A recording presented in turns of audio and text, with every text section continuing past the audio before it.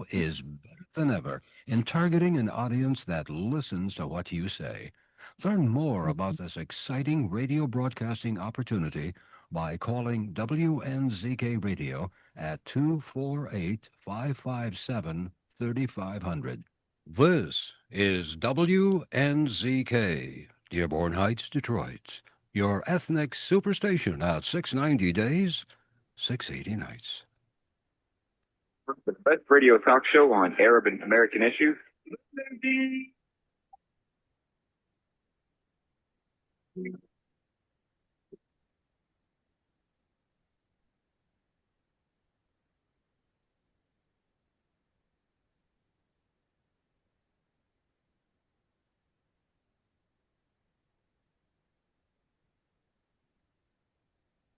And good morning, everyone. It's Friday, July 11th, 2025.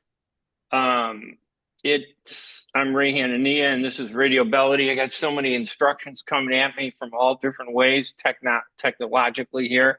This is Radio Baladi on the U.S. Arab Radio Network on WNZK AM 690 Radio in Michigan. I have two great guests this morning on radio, Mohammed Jaber and Lena Matariyeh, two Arab Americans who have broken the glass ceiling in Chicagoland elections by winning offices to important races. We're going to talk with each one of them about their race. Lena winning a seat on the Orland Township Board, which is, believe me when I tell you, a big deal. Orland Park is the heart of the Arab American community in Chicagoland. And before that, back in 2023, Mohammed Jaber was the first Arab elected to the High School District 230 School Board after a 35-year fight to get the school board to respect and recognize the rights of Arab American students. We're going to talk about all those issues, but just because of our time sequence, we're going to take a quick break first. And then when we come back, I'll talk with Lena and Mohammed about the challenges they faced, how they won. And remember, folks, Chicago is not like Dearborn. We had a huge Arab population in Chicago, but it's spread out all over. In Dearborn and Hamtramck and those areas outside of Detroit, you guys are concentrated together and you have a strong voice and you elect people at every level. In Chicago, it's like a war zone if we want to get representation. It's not that easy. These two guests are Arab Americans who made it, got elected to office, and they're doing great things for us. We're going to talk to them about the challenges. I'm Ray Hanania. We're going to take a quick break, and we'll be right back right after these messages.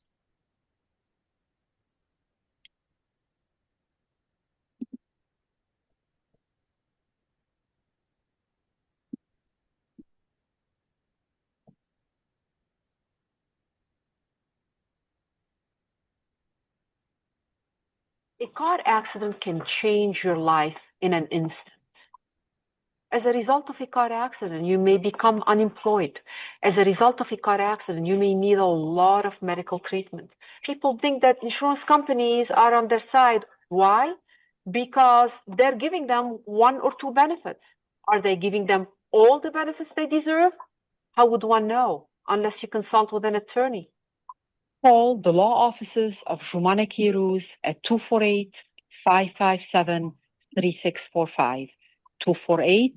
248-557-3645.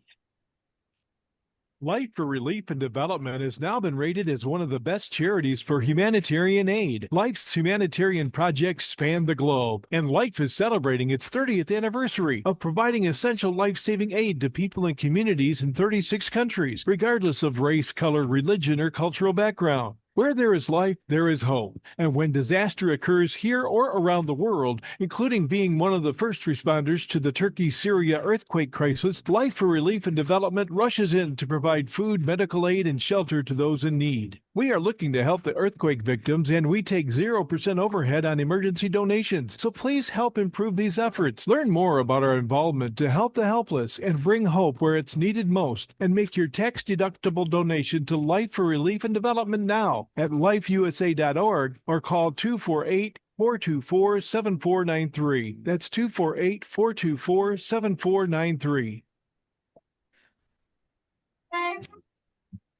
Are you going to start a restaurant or a grocery store soon? Do you need floor plans and designs? Call Naji Abood at 734-744-9796. Do you want to buy kitchen and restaurant equipment at discount prices? Call Naji Abood now, 734-744-9796. New Concept Products and Design, the trademark of kitchen equipment. 5% discount on all purchases of $75,000 or more. New Concept Products and Design, new location, 31185 Schoolcraft in Livonia. Learn more at www.newconceptproducts.com. Call Naji Abood, 734-744-9796.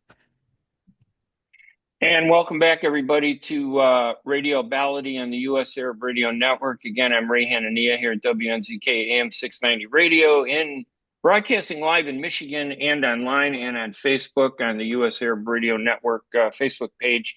I got two great guests, like I said, Lena Matariyeh. Lena, welcome to the program today. Good morning. Thank you so much for having me. It's a delight to be here. And Mohammed Jaber, both of you guys are just phenomenal. Welcome to the program, Mohammed. Thank you so much. Thank you so much, Ray, for having me. So I was saying in the beginning of the show that your two races, now some people say, oh, well, Congress is important and the U.S. Senate is important. And even the local legislative Springfield offices are important. But in my opinion, the real importance is at your level. Lena is at the Orland Township as a trustee at Orland Township. That Orland Park and Orland Township are the biggest municipalities and governments between Chicago and Joliet in the southwest side, where the largest concentration of Arabs are residing. And Lena, in your election, you got the highest vote of any candidate that was running. It was just huge and very impressive. Why do you think there was such a change after all the struggles we've had over the past 2-3 decades trying to get somebody elected to office? What made your race so successful? Personally, I believe it's because I've always been active in the community. A lot of people know my family, who I am. Running for a political role was never something I imagined happening, but I knew I was created to do bigger things. So someone had to step in the role, and it just made sense because of the people that I knew and where my heart sits, wanting to see betterment and inclusion for all. So I believe that was a huge part of the success, is the connections I already had and being out there, door knocking, being at the polls every day during early voting, just making sure I was active. And being out there, in other words, and you know what, and if you don't mind me saying, you and Mohammed, I'm going to ask Mohammed the same thing. You guys come across as American Arab. You're involved in the local community. Because when I spoke to people, I asked them, why'd you vote for Mohammed? And why'd you vote for Lena? Why didn't you vote for these other candidates? The one thing that I heard was they're very American. They're very concerned about the local community, not just the Middle East. That's not to say we don't care about the Middle East, but you had a very important focus, both of you, on what was happening in our schools, in our local government, because that's the foundation of doing everything else. Mohammed, you're at District 230, the school district, which has 3 of the biggest high schools in the southwest suburbs. It has the largest concentration of Arabs. Back in 1990, there were 600 Arab students out of 6,600 total students, which was less than 10%, but we were 90% of the expulsions. That was in 1990. They intentionally would expel an Arab student to force the family to move out of the district, because you couldn't go to another high school if you were expelled in that district. You had to go someplace else, and it was working. We tried and tried so many years. Then in 2023, you got elected. What was your response, and why did what got you into that office? In 2017, I volunteered, not heavily, but I volunteered with Dan McLaughlin's race against Keith Peacock, the first race. He was running for mayor. That was running for mayor. Yeah, that was the first race, the first match, and I didn't know anything about between both mayors. I heard a lot of great things about Dan McLaughlin at the time. And I was encouraging people to go out and vote for Dan. And in result, Keith won the election.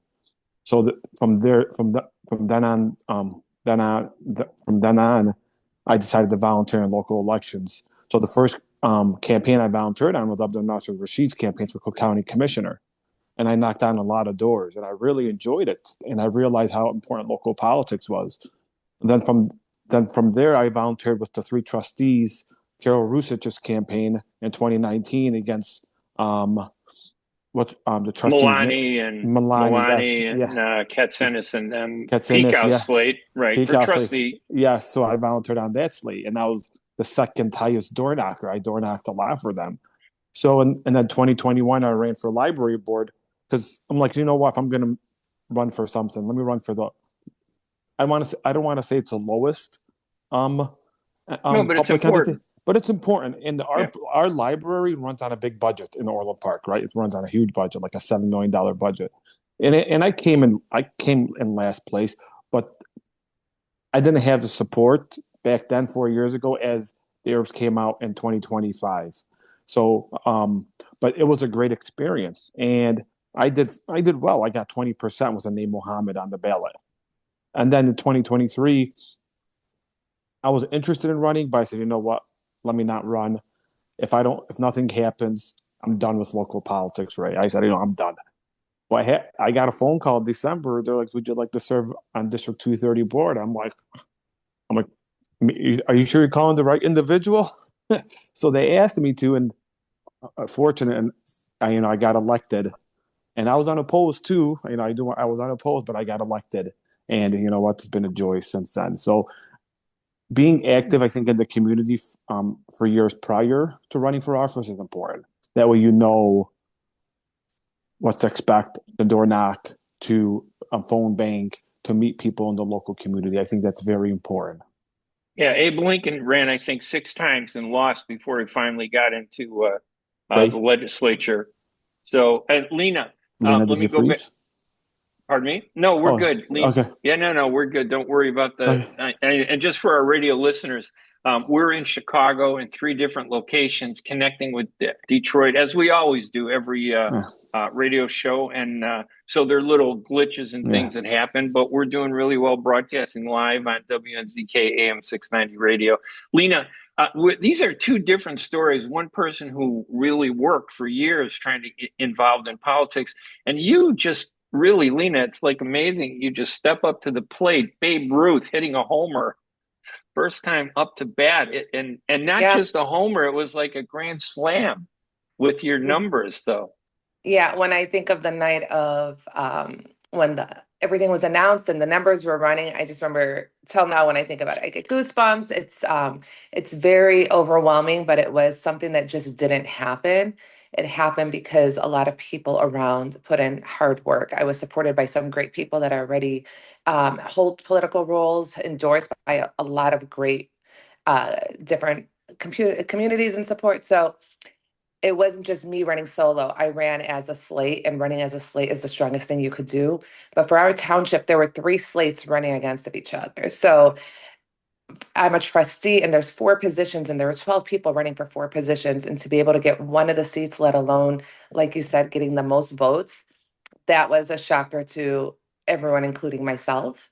But it was definitely well deserved, especially with what my intention is to create. Like you were saying, there's in Congress and Springfield, there are larger roles that are so important. But without local government, where our roots are, where our feet are every day, where our community is, to me, that's what's so important as a mother and a local real estate broker, always trying to give people the right connections, the right resources. And when this race became an opportunity, the first thing I did was I went to Orland Township website. As soon as you log on there, the first thing you see is working for you. And that hit me deep because that's what I wanted. I wanted to be part of something larger that hears you and provides the resources that you need and the programs that you need. So as I investigated more, to me, it was so important to be involved with the youth and family services. So there's different committees within a township. And I was blessed enough to be given the role of being the chairperson for the youth and family services. Now, you and Mohammed are kind of in a trick bag. We had, over the years, we've had many Arab Americans and Muslims run for office. And it doesn't matter whether you're a Muslim or a Christian. Most Americans see an Arab and think you're all Muslim. That it doesn't, they just go right to it. They don't know about us. So they look at Arab candidates differently than they look at the Irish or the Italians or blacks or Hispanics. How do you balance that image? And I'm going to ask Mohammed that too. But Lena, how do you balance that image that's projected on you by the public that you're Arab and all you care about is the Arab Middle East? And yet it's so important that we care about local government. How do you deal with that issue when you talk to people and when you explain who you are? I think even though I was born and raised here, you would think it would come naturally that you automatically earn that American title and that respect and that you're included. But I think the biggest struggle we've had as Arab Americans is not everyone integrates into society. I think because of the way that when our families moved here, everyone just kept to themselves. They all hung out together, had their picnics and their meetings. Everything was just alone. And then as their kids went to school and integrated into society, there just became labels. And I think it's just knocking down those labels, not putting a label on stuff. I'm Arab. I will help anyone. I don't care what your background is, what your ability is. Especially as a mom of kids with special needs, that has opened my mind drastically to be able to make sure everyone's included. To me, it was always making sure that I wasn't being discriminated against for being a woman or a Muslim or a Palestinian. Like those were my struggles growing up. Now it's making sure that there's inclusion for people who don't have their own voice to advocate for themselves. So it put me in a completely different role. And I was able to meet so many different people and be exposed to so many different stories that it allowed me the ability to voice my opinion. I always do everything and not in an aggressive manner. I think that's a huge part of my win. I was not aggressive. I was talking to everyone at the polls, even my oppositions who are on different slates, no matter what their belief or their stance was. I didn't create enemies. I already knew with 3 slates running, it was going to be a mix. That's how it most likely was going to work out. And whether I won or did not win, we were all to be working together in the future one way or another, whether it was as a resident or a board member. So I always had that in my mind. I didn't create enemies. I was very respectful. And I learned something a long time ago that you could be aggressive in a respectful manner. You could be firm in a respectful manner. You don't have to attack. You don't have to look at people's past and history and only attack them. People should grow, change, and do better. And I'll tell you, I've covered politics for 50 years now, and I've never seen it that nice. I'll be honest with you. It's so mean. It's in order to win, people feel they got to tear you down. You did run a very positive campaign. Same thing with Mohammed. He ran a very positive campaign. You pushed aside the criticism, the racism. I mean, when people look at somebody, just like if you're African American, whites are going to look at you and think, you can't represent me. It's like an inherent problem that we face. Mohammed, what was the challenge how did you balance the fact that, just same question that I asked Lena, how did you balance that? The fact that you're an Arab American, the way the community looks at you, what they expect from you, and what you felt you owed to the community and the Arab community, the general community and the Arab community. How did you balance that? So when I put my name on the ballot, they asked me, would you like Mo, on the ballot or Mohammed? I said, I want to put Mohammed. They didn't want you to change your name to Mike? They didn't want me changing, but it was Mo. Straight to Michael.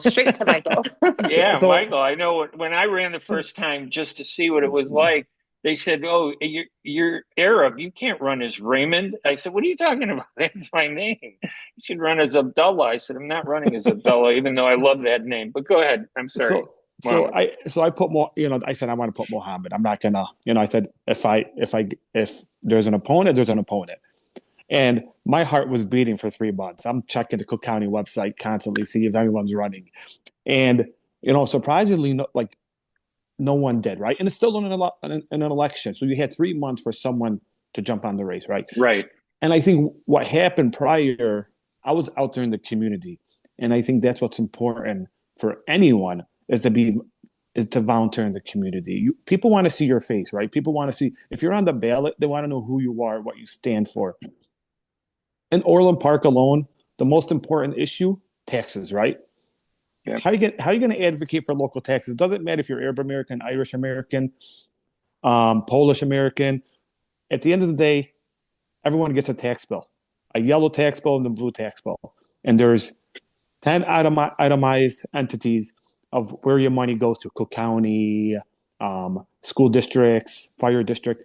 And they want to see you advocating for the homeowners, right? They want to see you advocating for the village, for your local park districts, your volunteering on local programs. And I think that's what's important, and that's what will help us overcome our challenges. There's some individuals that would love to run for office, but you're like, we've never really heard of who they are or what they've done for the community. Right. And I think that's very important, as we have to be out there. People want to see us. And if people don't see us, I think that's from being in local politics. If people don't see us, they'll always have I don't want to say a negative image, but maybe like, where are they? Right. And it doesn't matter who they are. Where are they? Who are they? And I think that's very important, as we have to volunteer in the community. We have to be part of this community.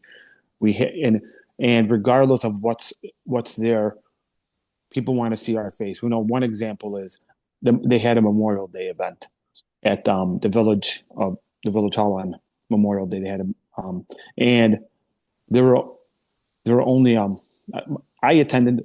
I didn't see anyone else there, and that lived in Orland Park. And I know they had stuff in different towns, but that's an important event for us to go to, for us to be seen.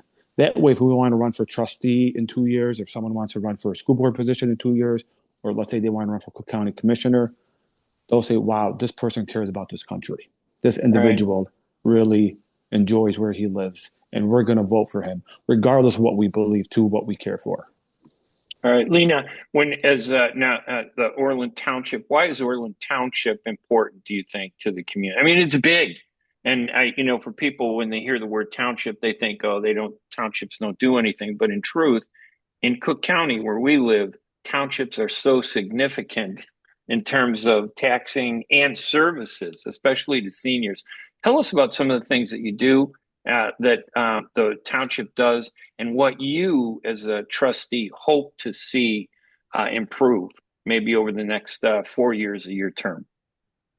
So that's a really good question. So the Orland Township covers 3 different cities. It covers Orland Park, Orland Hills, and Tinley Park. I live in Orland Hills, where we've had the same mayor since the 90s. He's always operated everything smoothly, and always welcomed and respected the Arab community, which is why I chose to live in Orland Hills when I was purchasing my first home. And he speaks very highly of you too, the mayor there. Yeah, he's just great guy. The first time I met him, and this is like part of who I am, like, I don't decorate my house for Halloween, but I'll still take my kids out and have fun and let them be part of what's going on around us. Right. So the first time I met him was at my daughter's school. They had a school parade for Halloween, and I'm sitting there in a unicorn onesie. And the mayor is next to me, and we're talking. I had just moved there like a year ago, and he always jokes about that, and I always joke, like, it's just funny that when you meet someone and how you are at that time and what could grow from that. I never had a personal relationship with him. It was always a respectful and community-based one. I always met with him, talked to him what we could do to, I never went to him and said, what can we do for the Arab community? I went to him and said, what can we do to make the community as inclusive as possible? That if there were 2 Caucasian boys playing at the park and a non-Caucasian person walked by, that they could just join them, even if they don't know them. That's my dream of a community, that if you see something and you want to be part of it, that you're welcomed with open arms, not having to fight, or your parents have to become friends with their parents just so they could say hi to you. And that's what I noticed. Yeah. So racism is kind of a subtle thing. I mean, it really mostly was the past, because the more people didn't understand us. A lot of racism is people don't understand us. It's not that they dislike us or they hate us. I grew up on the southeast side of Chicago that was all white. I thought I was white. I didn't even know I was really Arab, because I was hanging around with white kids. And then one black family moved in. The entire neighborhood on the southeast side went from white, 100% white, to 99% Black in the course of 6 months. That was in the 60s. Today, there's a better understanding of Blacks, Hispanics, and now Arabs. Do you think Arabs are going through that educational process a little bit better? You think people understand you more now today than maybe 10 years ago? I mean, you're young. Obviously, I've been around a lot longer, but in your life, have you seen a growing acceptance of being Arab and Muslim? I would say yes. Before, if I didn't know the situation I was in, I didn't highlight I was Arab, but I also didn't deny it, which was big for me. But my name also let me blend in. My look also let me blend in with all different backgrounds. So for me, that was great. But for other people, it's not so easy to integrate. But it's allowing them to see me as a person and welcoming their questions. I always tell people, whatever questions you have, like when it's Ramadan, I tell people, oh, we're fasting and this is going on. They're like, can I ask a question? I think as long as we're sharing what we're personally going through, it opens the door to allow that communication and that growth and that experience with people. And just voicing to them that you could ask me any question anytime. It's not going to be insulting. And if you don't feel comfortable answering it, that's not disrespectful to any party. But I've never been in a situation where someone asked me a question that I couldn't answer kindly or respectfully that made me feel good without taking the Arab side or the non-Arab side. It was just always, this is who I am, this is my identity, these are my roots, but I am here now. And this is part of our society, and I don't think we're going anywhere. If I go anywhere, it's going to be for better weather, not for moving across to a different country or anything like that. Mohammed, I want to ask you the same thing, but before I do, let me give a final question to Lena because she has to jump off in a couple minutes. And you're going to hang on, correct, for a few more minutes after the break? Yes. Got it. Lena, what is the biggest challenge do you think that you face? And obviously, you've only been in like a couple months now, 60 days or so. Yeah. Are you thinking of running for the U.S. Congress or throw your hat in for the U.S. Senate race, to take Dick Durbin's place? I never thought I'd be running for the role that I'm in now. I would like to focus on this role. As you said, I just got in there. Right. The biggest struggle I've had is just learning the ropes and really educating myself, going to trainings and seminars, talking to other people. Am I going to run for something bigger? I don't know. I don't have that in my agenda, but we I'm don't know just what the joking with future. you. I'm not Yeah. pushing you. We I'm don't happy to we have don't you know in the what the future township. holds. Yes, Yeah. you do great in the township. The sky's the limit. Any final thoughts from you, Lena, before I let you go? And thank you for joining us because I know your time schedule is a little tight. Yeah, just for me, it's to encourage everyone to get involved with your local community. It doesn't mean you have to run for a position. It means finding out where your township is. So our township runs, as I was saying, 3 different towns. And why I chose the township because all 3 towns that they cover have such a large Arab community that I didn't want to just go for something in Orland Hills, which would still be great, but only be able to help the residents there. I wanted something that we could create programs and resources that speak to everyone. And that's something the township has always been great on is creating so many different programs. But I want to create more diverse and programs for people with special needs, people that are struggling with different things. So it's not just for one category, it's something that's created for all.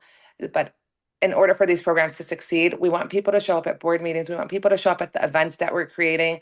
If you can't make it, share it with other people. But get involved, go volunteer, go to your local food pantry, meet people, talk to people, let them know who you are. Like one of the during Ramadan, when I was doing elections, I met this wonderful lady who came up to me and said, I got so excited when I saw your name. I volunteer at the pantry twice a week. And she's this beautiful lady who's been wearing the scarf and at the township volunteering for years. Everyone knows her and respects her there. But there's not a lot of people doing that. And I encourage more and more people to get involved where you're comfortable. None of this is something that you have to do on a regular basis, but just get your foot out there. Take your kids to an event if the library is throwing an event. Go to a school board meeting, go to school functions, just be involved and have fun with it because that's what we're all here for is to connect and have the support we need. And if you're not involved, you can't get that support. Knowing politics the way I do, Lena, you have a great future. Both of you, Thank actually, you. Mohammed and you got a great future. Lena Matariyeh Thank you for joining us. I know you have to Thank go. you. Lena is a recent election, was recently elected April 1st to the Orland Township Board of Trustees. She's a trustee. She's there for 4 years. Her first election, first win, largest vote of anybody running in that township. That's just phenomenal, Lena. You got a great future in front of you. Thank you so much. Thank you, Ray. I appreciate you. Take care. All right, we'll talk later. And Mohammed, we're going to continue talking with Mohammed Jaber at the school district. I've only known Mohammed about, maybe a year and a half, 2 years, was it? We got to know each other. And I'm so inspired by your understanding of politics and the role that Arab Americans should take. I want to talk to you a little bit more about that, but let me just take our next break here real quick. You're listening to the Ray Hanania radio show, Radio Baladi, on the U.S. Arab Radio Network, on WNZK AM 690 radio, broadcasting live in Michigan, on Facebook, online, and of course, you'll probably be watching this on YouTube when we're done. We just got through talking with Lena Matariyeh, who is a elected member, trustee of the Orland Township board in the Chicagoland area. Chicago has a big Arab population, but it's not like Dearborn and the greater Detroit region, where you're so concentrated in one area. We're spread out all over the place. And because of the boundaries and districts and things, it's very hard to get elected. But Lena and my guest, Mohammed, both managed to get elected. Let's take a quick break. When we come back, we'll continue talking with Mohammed Jaber, who was elected in 2023 to the important High School District 230 School Board. I'm Ray Hanania. We'll be right back right after these messages. ArabNews.com, bringing you breaking news from across the Middle East and the latest on Arabs in America. Get inside the latest headlines with expert analysis and insights at ArabNews.com. Join over 5 million Facebook fans and over 10 million monthly readers. ArabNews.com, news that matters to you. Ziyad brand, quality products from our family to yours. Ziyad Brothers Importing offers the finest quality products, including brands like Sultan, Kraft, Nestle, Hook, Rico Picon, Donna, and many more. Ask your retailer to carry these fine products because you deserve the very best. For more information, visit our website at www.ziyad.com. That's www.ziyad.com. Ziyad, quality products from our family to yours. With more than 30,000 successful in vitro fertilizations, IVF Michigan is now ranked as one of America's best fertility clinics according to Newsweek magazine. IVF Michigan fertility centers are the recognized leaders in high-quality fertility care. With locations in Bloomfield Hills and 9 other cities in Michigan and Ohio, IVF has experts in all aspects of the field. A founding member, American board-certified Dr. Nicholas Shama, is one of the leading reproductive endocrinologists in Michigan and Ohio. He has performed over 20,000 successful IVF cases, and it's helped thousands of couples fulfill their dreams of parenthood. When it's time to get personalized care from Dr.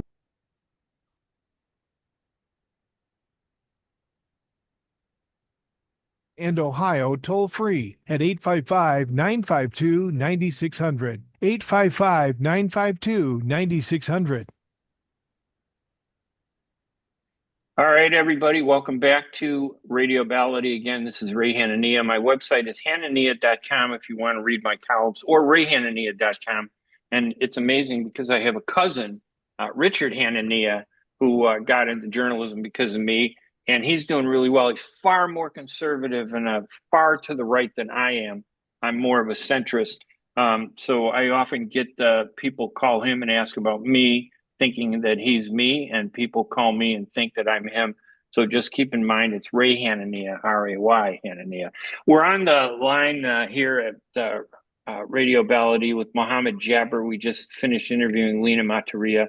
These are 2 Arab Americans who broke the glass ceiling in Chicagoland elections, winning office in important races. Mohammed, how do you deal with, we were talking to Lena about the perceptions that people have. You know, they look at you, they see your name, they wonder, are you the same as me? And a lot of it, you know, when we talk about racism, it's about 90% of the people, racism is just, I don't know you, I'm not sure who you are. I'm not familiar. It's not they don't like us or they hate us or they don't want us. They just don't know us. And then of course there's, I think, the 10%, they just hate us. It doesn't matter whether they know us or not. How do you deal with that? And do you see that much? Yeah, it was getting better in the late 90s, early in the 2000. Then it hit our community, the Arab community, hard in 2001 after 9/11, right? And when we were making progress, it hit us hard. When Obama got elected, and it's at the national level, right? All this kind of hatred. It doesn't start at the local level. It really starts at the national level, and it's a trickle-down effect all the way to the local level. This is different, where in politics, it's at the local level, it goes to the national level. Racism starts at the national level, goes down to the local level. That's my opinion. So when Obama got elected, we thought, okay, it's going to get better. It's, we're going to see a lot of progress. It didn't, right? It's still, it got a little bit better, but we're staying steady, right? Where people were afraid of us. Let me put it that way. They're afraid of us. Yes. They didn't know what to expect, right? And it didn't change much under Obama. With Trump, he had his followers. I think that kind of fed. I mean, Trump's followers. I think the real hard line. But the Democrats were the same way. They just didn't articulate it. They didn't say it. No, well, but Trump's followers fed it more openly, though, right? They fed it, but was Trump's policy being more focused on Arab countries in 2017, 2018? You saw a little bit of progress there, right? But then pandemic hit. So then on a decline. Then when Biden got elected, okay, change from Trump. It's going to get better. Oh, it was a lot worse under Biden. A lot worse. And what you see what's going on in Palestine and Gaza, right? And the genocide that's occurring. But now with Trump being reelected and being focused on and now his national policy compared to his world policy, I think his world policy is a little bit different. And you see him now reaching out to more Arab countries like Saudi Arabia, Qatar, Egypt, Jordan, right? And when people see that, what do they do now? And they have access to their phones and they have access to their computers. They Google, why is this happening? And they see, and I think they're starting to see a better perception of us, right? Even though there are racism in his cabinet, absolute 100%. There's like Marco Rubio. He's no support of us, right? He's a terrible person, and Mike Huckabee too, a very terrible. But I think when you start doing businesses with Arab countries, and then they start to see how effective we are as a region, they're going to start respecting us. They're going to say, "Oh wow, Arabs really bring a lot of value to this world. This is something we never knew before." So I think perception little is going to start changing. And you saw it with this last election, with not just Lena Matariyeh being elected, even Aisha Zayed at 135, and then we have a new Rasha Atallah at 117, school board 117. So now we're starting to see more Arabs being elected at the local level. Yeah, and I don't mean to demean the Russia and the other candidates. The school district races are at the lower races, the elementary school races. They're so narrow and focused. They're smaller, right? And I don't mean to criticize them because that's an important place, to be involved and engaged. When you get to your level at a high school district and Lena's level at a township, you're talking about a big geographic area, and it augments, the public perceptions, the racism, the support. But the one thing I wanted to ask you was actually two things. Back in February 2023, I remember when Yusuf Ziger went to the village board, they wanted to cease fire. They were 24. like February 24. I think it was February 24. You're right. They went to the board meeting. They asked the mayor at the time, that Keith Pekow, hey, would you support a ceasefire? The fact was that Pekow and his board had supported a ceasefire for Ukraine. But when the Arabs went to the board, and first of all, they didn't ask about local taxes or anything. They asked about an international issue, a ceasefire in the Palestine-Israel war, Hamas-Israel war. And the mayor basically said, go to another country. He kind of was very confrontational with them. He kind of brushed them off. He was insulted. It seemed like, when you listen to him, he was insulted. The Arab community, I haven't seen him be at a board meeting. The only Arabs that I saw talking about non-Middle East issues were you, Tom Tresser, Lena Matariyeh, a couple other people talking about TIF districts and taxes. I didn't, and I'm not criticizing Yusuf. He's a great guy. I thought he did a great job at the board, but the community seemed to walk away from the issue once that was done. When it was about the Middle East, they were really energized. But when it went away from the Middle East, I don't see them coming out to the board meetings. I don't see them, saying, hey, our taxes are too high. I don't see them getting angry about that. Is that a problem, or is it because we're victims as Arabs in this country? We're pushed into that Middle East corner, and we're not allowed to really kind of talk about everything else. We have to fight to talk about property taxes and things like that. What do you think of that issue? I mean, why don't we see more Arabs at the local board saying, hey, my property taxes are too high, and I want them reduced? So here's one thing, right, that's going to affect local municipalities, which many don't know about. The 1% that JB got rid of, the grocery tax last year in 24. Right. Now he's kicking that. He's like, it makes him look good, right? Makes him look good at the expense of local. It makes these mayors look bad. Governments. Because they have to make a choice now. These like he did it on purpose. Do I raise this 1% tax, or do I make cuts? So there's no good solution for these local municipalities, right? They have to choose one or the other. But for a town like Orland Park, right, that 1%, now 1% to us is, what's 1%? It's a big deal out of 100%, right?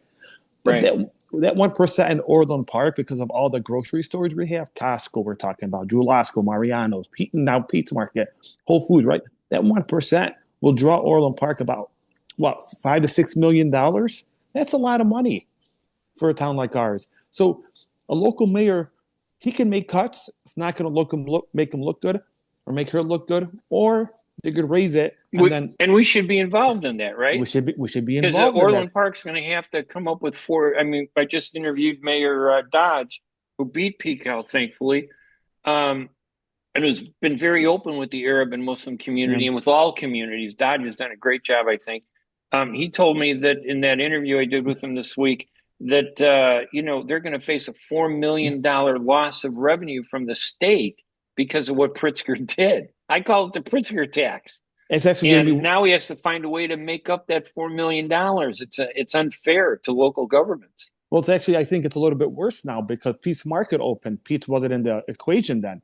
Now Pete's open and Pete's busy. True. Right? And more, right, yeah. And you're going to get a lot more people there from your surrounding neighborhoods. And again, I think taxes, and I always say, when I talk to my colleagues, and I said, what's one thing that makes us all equal? There's one thing, Ray, that makes us all equal: taxes. Yeah. No matter who you are, taxes hit households hard. And when you truly advocate for taxes and not decrease, taxes don't go down. We know that, right? Right.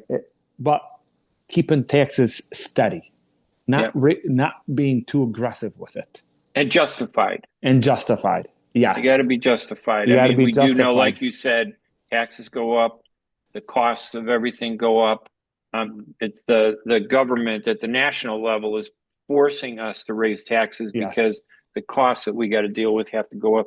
Mohammed, I know you only got a couple minutes left, but what's the one thing you hope to accomplish and by the way, congratulations, you were appointed as a commissioner on the Orland Fire Protection District. Thank you so much. Neither of these things have to do with the Middle East, but in a way they do have to do with the Middle East because mainstream Americans are looking at a guy named Mohammed and saying, wow, he cares about the schools, he cares about education, he cares about our kids. And now he cares about the fire district. He cares about our safety, our health, our lives. The fire district has the highest cardiac arrest save rate. You care about keeping people alive. It has nothing to do with the Middle East, but in a way it does have to do with the Middle East because it raises the esteem that people have for someone named Mohammed. Do you get that sense sometimes that you're doing more good by for the Middle East by addressing property taxes and making the community safe than you would be out protesting? 100%. I do. And actually, I said this to my wife the other day. I said, in order for people to start recognizing people from the Middle East, especially Palestinians, American Palestinians, because I think right now that's the one group that's getting hit. Right. We have to start advocating at the local level. Right. And that every culture has done that. The Irish they've done that in the 30s, whether the 30s or the 40s, right? Please, am I correct? Was it in the 1930s or 40s? Yeah. They came here. They were discriminated against for how many years? 20, 30, 40 years. Then they started getting into local offices, and look at the difference they have made in local politics and Chicago politics, right? Yeah. And I think once we have people at the local level, and you advocate for the community, for infrastructure, for taxes, for the needs of our constituents, whether it's redoing parks, whether it's redoing the roads, sidewalks, having events where the community come out and enjoy. When people see us participating in that, they're going to start having a different mindset of the whole community. They're going to start seeing our value in the community. And I think what's more important. That's what's important. All right, Mohammed Jaber, trustee at High School District 230, which has 3 huge high schools. The population of the student body has significant, I think it may be 15 to 20% Arab students that are in that 6,700 or 6,800 student body. And it's just very important to have diversity on the board, everybody's view, everybody represented. And I like that aspect of it. I may try to figure out to write a column about because Palestinians are under siege today because of what's happening in the Middle East. We're the ones getting beat up.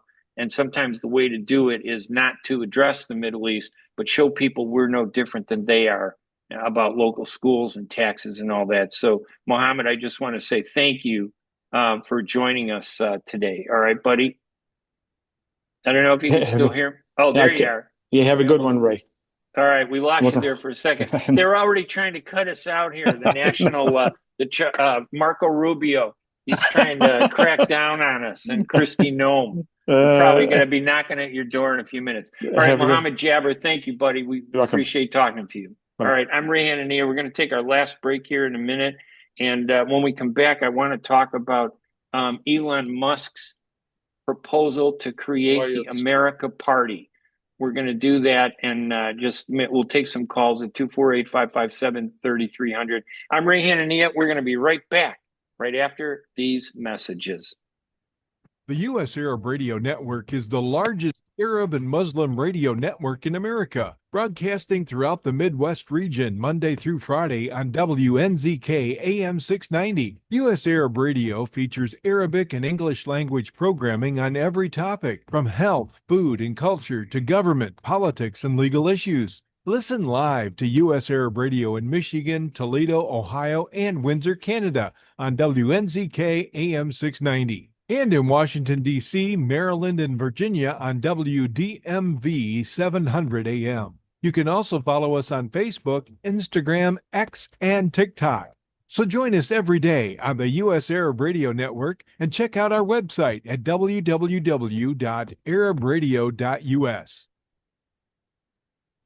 Life for Relief and Development has now been rated as one of the best charities for humanitarian aid. Life's humanitarian projects span the globe, and Life is celebrating its 30th anniversary of providing essential life-saving aid to people and communities in 36 countries, regardless of race, color, religion, or cultural background. Where there is life, there is hope. And when disaster occurs here or around the world, including being one of the first responders to the Turkey-Syria earthquake crisis, Life for Relief and Development rushes in to provide food, medical aid, and shelter to those in need. We are looking to help the earthquake victims, and we take 0% overhead on emergency donations. So please help improve these efforts. Learn more about our involvement to help the helpless and bring hope where it's needed most, and make your tax-deductible donation to Life for Relief and Development now at lifeusa.org or call 248-424-7493. That's 248-424-7493. At Top Rehab Physical Therapy Clinic in Dearborn, we provide effective physical therapy sessions in order to limit pain and discomfort. Top Rehab provides physical therapy care for any diagnosis prescribed by a physician, and we regularly see and treat conditions such as stroke, TMJ, fibromyalgia, sciatica, joint pain, and more. We use a variety of pain management methods, including modalities, soft tissue mobilization, and therapeutic exercise. If you're in need of physical rehabilitation or physical therapy, get the highest quality health care at Top Rehab. Most insurance is accepted, and we're open Monday, Wednesday, and Friday 8 to 6, Tuesday and Thursday 8 to 5, and Saturday 10 till 2. Call for an appointment today at 313-846-0555. That's 313-846-0555. Choose Top Rehab Physical Therapy Clinic on Michigan Avenue in Dearborn. Life's too short to be in pain. And welcome back to Radio Baladi, Ray Hanania and Politics here at the U.S. Arab Radio Network on WNZK AM 690 Radio. I want to thank both our guests that we had, Mohammed Jaber, who is a trustee at High School District 230, which represents 3 big high schools outside of Chicago in the Chicago suburbs, 7,000 kids, and a huge Arab population there that for years was the target of racism and just horrible stuff. And it's changed. And you put somebody named Mohammed Jaber on the board, who's an Arab and a Muslim, and you're going to see change, fairness to everybody, and especially to the Arab community, which was discriminated. And Lena Matariyeh, out of the really her first election, what a phenomenal person she is. Just like Mohammed, just 2 great people. It's so good to see this quality of people holding office. They're American and very proud of their Palestinian heritage. Lena Matariyeh was elected in a first ever run on her part. She'd never run before. She's a real estate agent, very smart. And she won a trustee seat on Orland Township, which represents 2 big suburban communities outside of Chicago, 3 actually, Orland Hills, Orland Park, and Tinley Park. So her role is significant in terms of changing the way people look at us. You know, as Arab Americans, we face a lot of racism. Some of it is subtle. You know, they'll talk about those, and when I say subtle, I mean they'll say, "Oh, Ray Hanania and Mohammed Jaber," or Ray Hanania and Lena Matariyeh. They single us out. In a way, that's racism. That's what it is. They're talking about us. But they don't have to, you know, today's racists, they don't come and say bad things about us to our faces now, the way like in the 50s or the 60s. Now it's more subtle and very sophisticated. They single Muhammad out and me out, and they criticize us. And you're wondering, okay, maybe it's because we're Arab. And you get that sense that that's where the racism comes from. Listen, this past week, Elon Musk. Now, again, I know that some people like him. They don't like him. I don't know. He owns Twitter, or you can call it X.com or whatever. You know, he's the richest man in the world. He can do whatever he wants. He's been very successful. I may not agree with everything he does, but I will tell you, I do agree with his idea to launch the America Party. And it is a third party, and third parties can't elect presidents. Third parties, you know, they say, well, that's not going to work. The American Party is not going to work because you can't elect a president. Well, that's true, but a third party can impact a presidential election, as we saw in the U.S. When in 2024, November 24, when Trump beat Kamala Harris, because Kamala Harris refused to speak out for the principles She claimed that she represented, supporting people, human rights, diversity, and the rights of Arab Americans. She said she believed in us and wanted to support us, but she wouldn't do it. And she turned her back on the need to, she couldn't even express in a strong way support for, the Palestinians who were being beat in Gaza by the Israelis. And it was upsetting to me.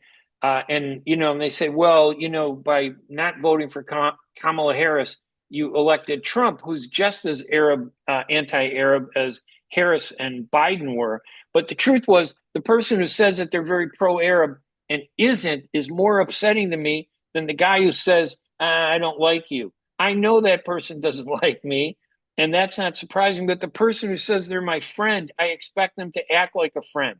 And Kamala Harris and Joe Biden did not do that. They stood in the way. They fueled Israel's genocide and war crimes against Palestinians. And as a consequence, they lost the election. Now we're dealing with Trump because of them, not because Arabs abandoned Kamala Harris. It's not our fault they lost. Yeah, we abandoned them, and we either voted for Trump, some of us did, but most of us voted for Jill Stein, who happened to be Jewish, who was more pro-Arab and fair, not even pro-Arab. I'd say she supported human rights and dignity for everybody. But that third-party race, Jill Stein couldn't win office, even though she's a phenomenal person. She impacted that race, and that's exactly what Elon Musk's party can do. We're in the midterm elections where the Republicans today control the White House, Congress, the Senate, the House of Representatives. They have a slim majority. This midterm election, it's very possible that and I don't know if it's a good idea just to have the Democrats take back the House and the Senate. I think what would be great would be if a third party like the American Party took seats away from the Republicans and prevented both the Republicans from controlling the Senate and the House. And if the American Party could win some of those seats in Congress and the House and one Senate seat, that America Party could force the two sides to have to compromise in order to do things. Because right now, the Republicans are doing what they want to do. The Democrats are doing what they want to do. They don't care about what's right. We need to force them to come together. And I think the America Party could do that. That's why I support Elon Musk's America Party. I think it's in the best interest of the Arab American community. It's in the best interest of people who believe in human rights and dignity. I think the America Party, it's not about what they stand for, but the role that they will play in this upcoming election. If they can get it together and win enough seats to strip the Republicans of control of the House and the Senate and prevent the Democrats from taking control of the House and the Senate, we could force Republicans and Democrats to stop destroying this country and end the polarization, end the hatred, and start doing what they were elected to do the smart things. Anyway, listen, you can read more about that by going to my website at hanania.com, Hanania. I want to thank WNZK AM 690 Radio, Layla Al-Husseini, for this, giving us this opportunity to do the show today. I always appreciate it. And keep your eyes open for the return of the Ray Hanania radio show, hosted by Arab News. That should be starting soon. We're hoping to get that off the ground. So I appreciate it. But go to hanania.com if you want to stay up on what's happening. This show with Lena Matariyeh Mohammed Jaber will be broadcast on YouTube with the U.S. Arab Radio Network and also on my YouTube channel at Ray Hanania. Remember, go to hanania.com to get more information. Thanks to the producer, Mike Chupka, and everybody for doing everything. We will talk to you again soon. Thank you so much for joining us. I'm Ray Hanania. Have a great week. We love you, everybody. We'll talk to you later. Bye-bye.